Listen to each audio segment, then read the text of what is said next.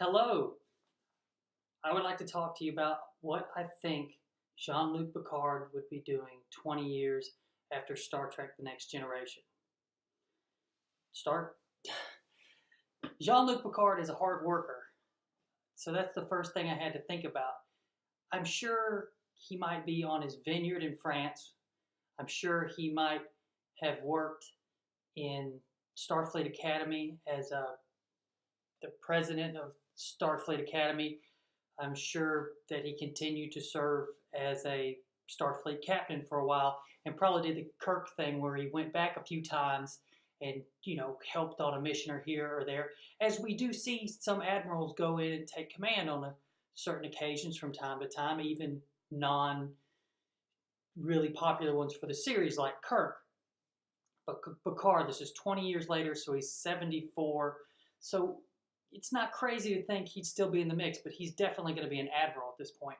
I think he probably went to Starfleet Academy. I think at this point he's probably President Emeritus, or like an honorary title for that. But I think he probably still works on projects, and he doesn't feel like the hands-off kind of guy. He's a hard worker, and he's smart, and he's interested in things. He's going to be interested in what the Starfleet's doing with archaeology. He's going to be interested in his family's farms in France, because he's actually going to be on Earth now, not way off in space. And he's going to be interested France, Starfleet Academy, and archaeology. So what would he be doing? So the first thing I imagined was, is he just sitting up there watching over, what's going on with the Kobayashi Maru? I think I'm saying that right. It's the test that's the unwinnable scenario in the simulator. So basically, all Starfleet officers have to realize that this test just isn't going to work. And this is a crazy idea to me, because at this point, they can't keep it a secret. People are like, oh, there's this unwinnable test you're just supposed to lose.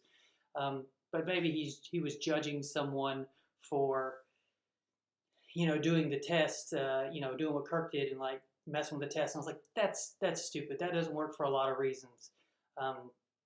It doesn't work because someone like Picard wouldn't, if he was an admiral, wouldn't be looking at something this small. That would be like an O3, like maybe a lieutenant, a lieutenant commander sort of thing to look into.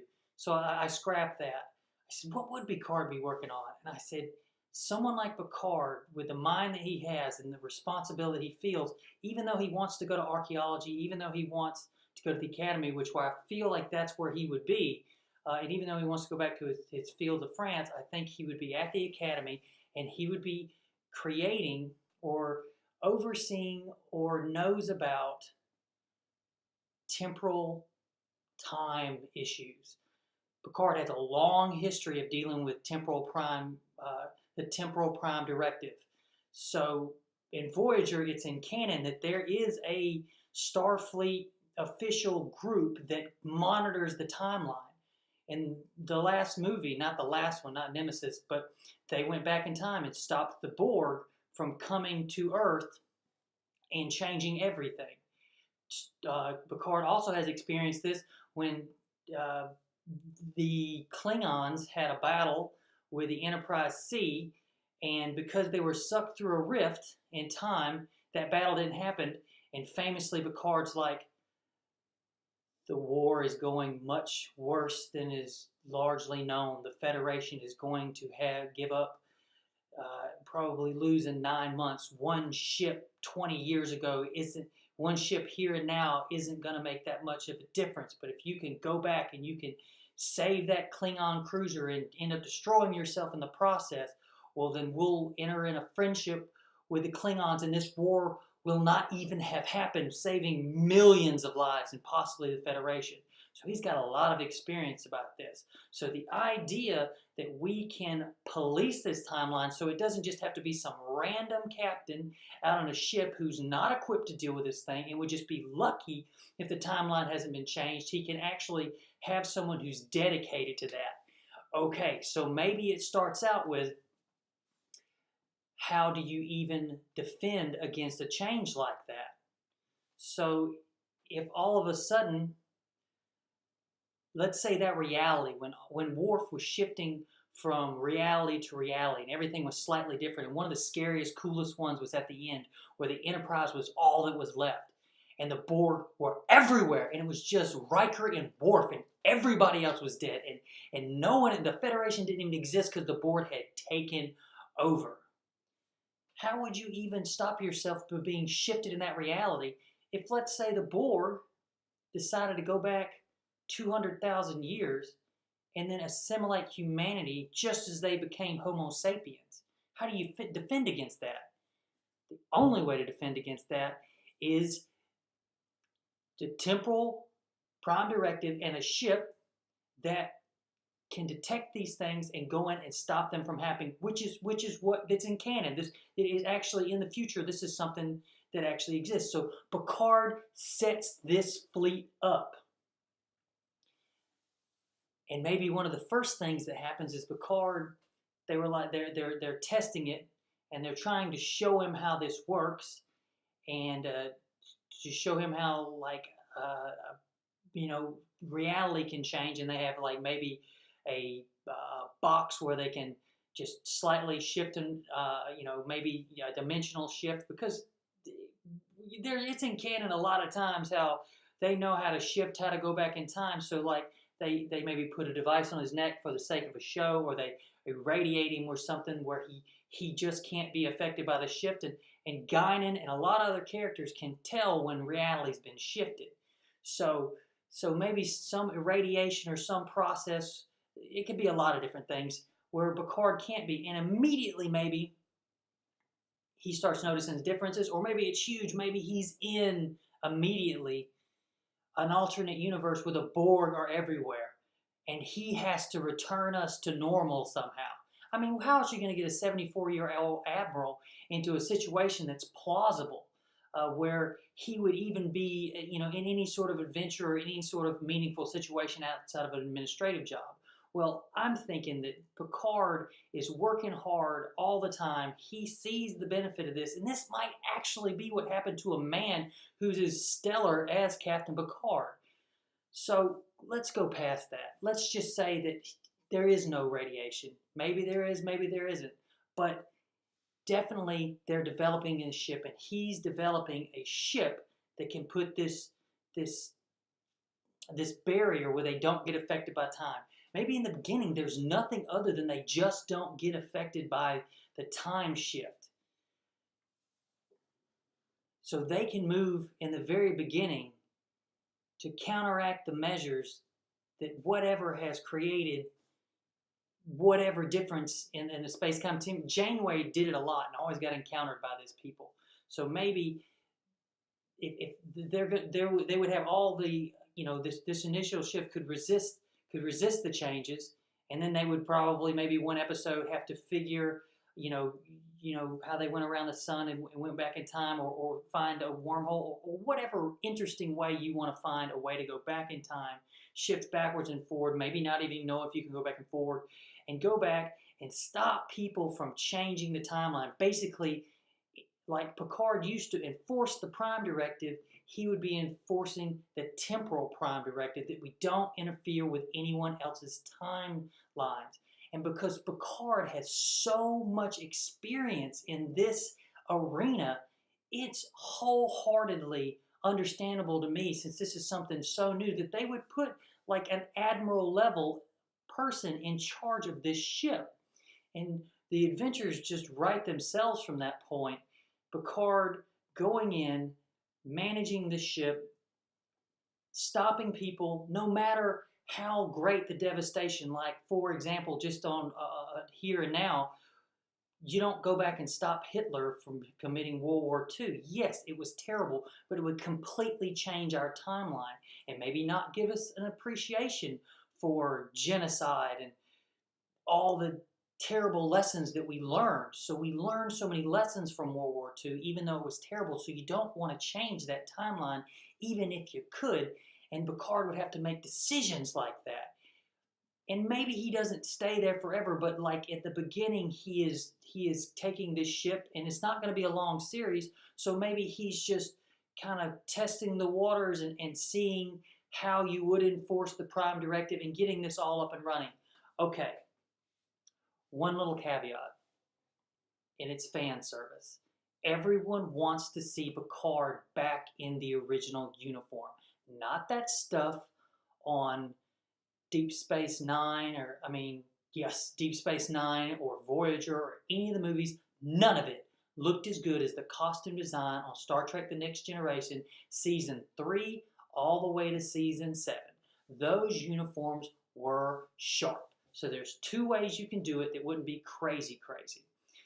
And I don't recommend the first one, but it would make sense. The first one is that if he's President Emeritus, so that means he's been president and he kind of stepped down from being president of Star Fleet Academy, probably to work on this temporal ship.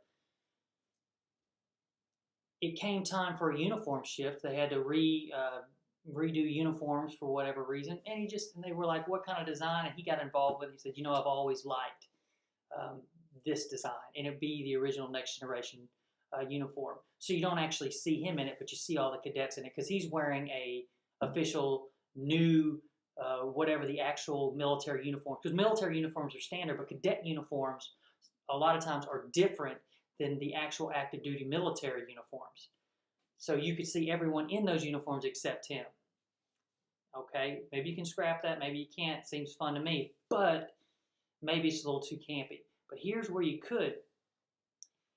This temporal crew might need to replicate different uniforms for the purpose of the temporal ship. For whatever reason, they might want to have just a different type of uniform to distinguish what exactly that they're doing. And since he's the admiral in charge, he could say, "I've always preferred this uniform." And then you cut up from right there at his feet all the way to the top, Captain Picard looking like Captain Picard. Anyway, when I saw Patrick Stewart announce a few months ago that there was going to be a new Star Trek with him in it, and the person from Discovery leading the way, I got a little concerned because these stories aren't easy to write, and it was really just a miracle that anything came together the way that it came. And Gene Roddenberry, the genius behind it all, and the one who really understood what Star Trek was trying to say, he's passed away now. So the best thing I can do as a fan is to think of what the characters that he wrote would actually be doing 20 years later. Geordi would have his own ship because he's the right age.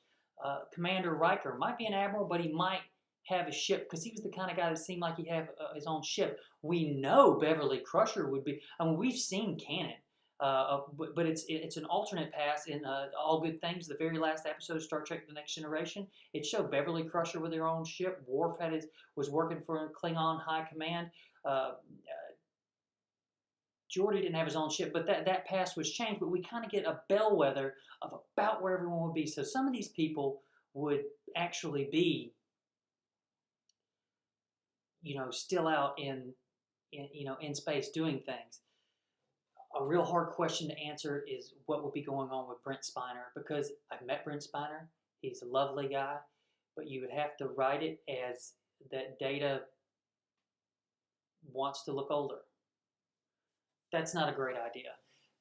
There would have to be some more thought on that, and that work could be done. But you could visit some of the characters, and maybe someone like Diana Troy, you might actually Marina Sirtis, I forget how you say her name, but you might want to bring her back in because that's they talked about in a lot of the series that she was actually helping Picard at Star Fleet Academy when he asked her to come. So maybe she's by his side still. That would make a lot of sense, because having a mind reader right there with you, that would be really good. I think Worf, he'd be doing his thing with the Klingon Empire, but you could involve him in a Klingon story. And, Riker, he might be really interested in be getting on this ship again. But as a number one, who knows?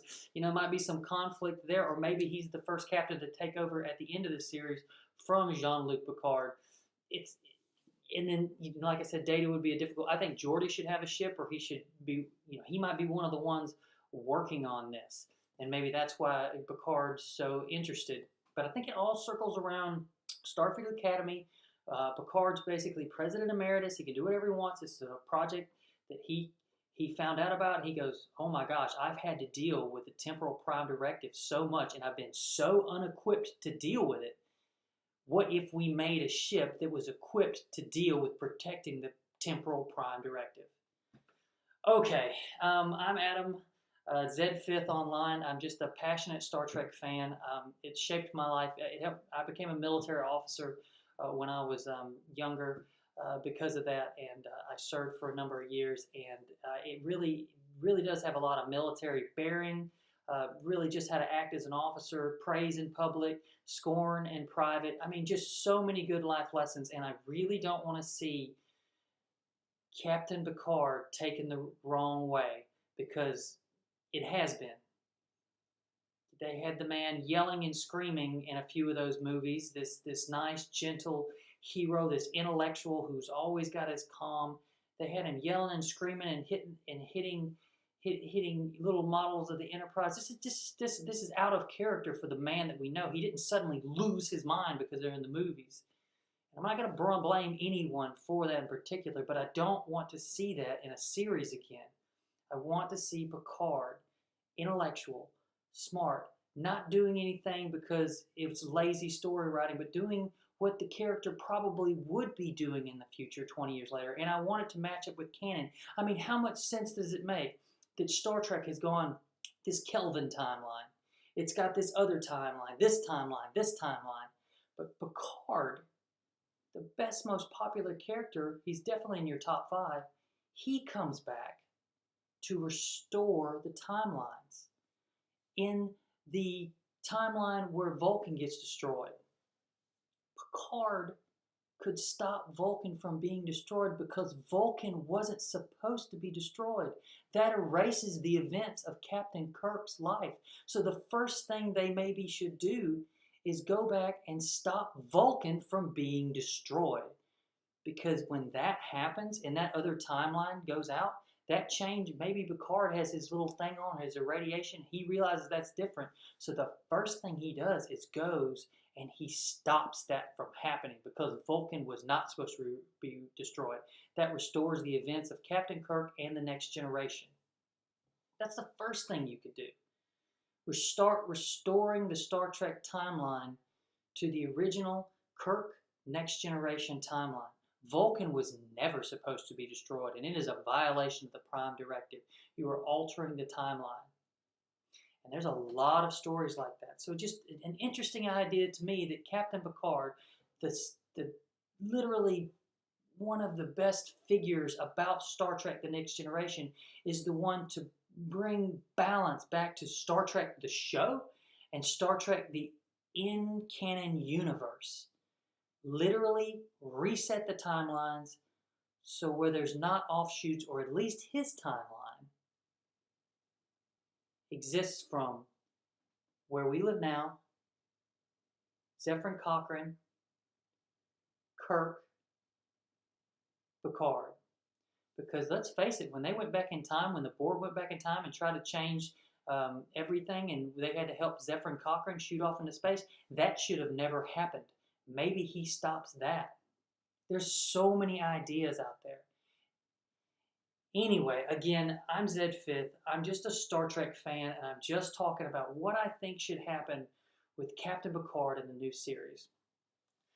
If you liked any of this, and if you have any ideas, just put them in the comments below. I would love to read them. I would love to read them, and I hope that maybe the people who are making this show read them, because I remember when I was a kid and I was watching Star Trek Next Generation, I thought, I have a couple of, ideas about really good episodes I think they could make. A lot of them involving Wesley Crusher. I know he's a hated character, but I would have liked to seen that arc go a lot differently. And I had a lot of ideas, but I was a kid and I didn't write anything. But at this very pivotal moment for Star Trek, I would really like to see a well-written Jean-Luc Picard come back and what he would actually be doing. And I would like to hear your ideas, and maybe the people who are making this will read our ideas and glean something from what we're saying on this video, and maybe implement some of those things. And it wouldn't just be fan service, but it would maybe be educational, and it would maybe be the uplifting thing that was the original series, the life and idea inspiring, I don't even know what to call it, that Star Trek The Next Generation was. Okay, I'm done. I'm off my soapbox. I just had to get that out. It's just in my heart, and I just really like the show so much, and I just really wanted to help if I could help. And I want you guys to help with comments below. And I want anyone who reads this as anything with to do with the show. These are fans down here that have watched the show for years. It's an old show, so if they're writing ideas, they've had them for a while, so maybe listen to them. Okay, I'm really done this time. All right, thanks for listening, and here's that Jean-Luc Picard comes back, and he's just the guy that he always was.